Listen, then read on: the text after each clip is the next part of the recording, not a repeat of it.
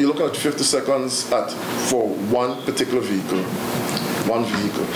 When you add that 50 seconds up over 25, 30 cars coming from the East Coast, you end up with a delay that passes the Gaia gas station heading east on Kitty Public Road.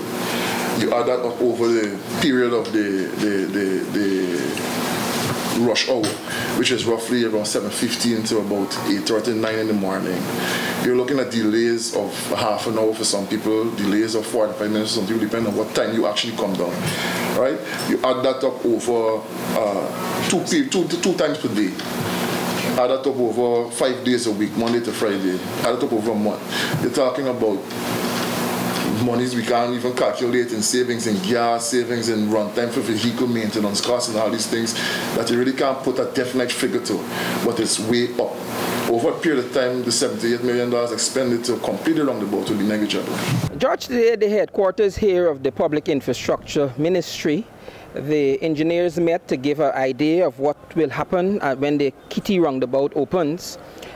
So they spent some time and went into detail as to the structure of the roundabout, how it will work, how it will operate, the flow of traffic. So anybody who is within the circulatory lane, as you approach a roundabout, you have to yield. Now with pedestrians, we have, they have the option, well not the option, they have to use the zebra crossings.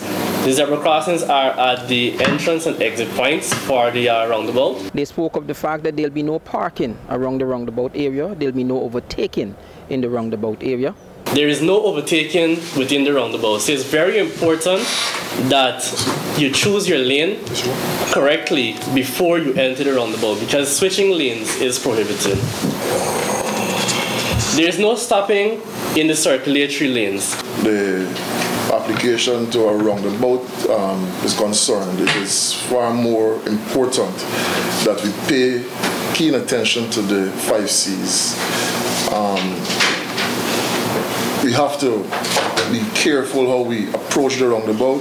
We have to be considerate and cautious. We have to be looking out for other drivers and ensuring that we use it in a manner that allows for you, the personal driver, to get out safe. They also spoke about the work that was done.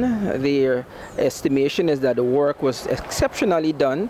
They said that the roundabout is between 95% and 98% completed and should be done fully completed in the next 2 weeks or so. As relates to the actual execution of the works, I don't think it could be said enough about the performance of the contractor. I think it was clear for all to see. The work started on time. It was executed in a manner that was above what we call the norm in Guyana. And because of the diligence of the contractor and the fact that he committed the resources necessary to the project, we were able to get the project completed a month and a half before schedule.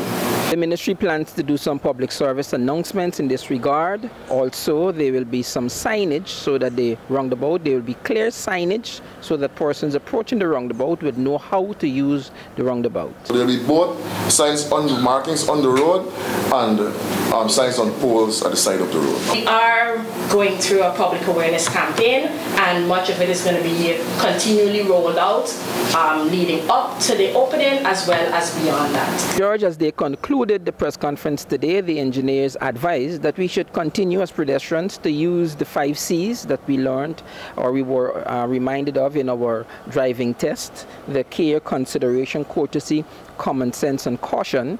And they're saying that if that is done, things should go well. They're saying that you can't engineer for bad driving, and so they're hoping that folks would use the road wisely. Back to you, George. Thanks for watching Headline News. Leave a like or a comment below. And for updates on the latest news happening in Guyana, click the subscribe button.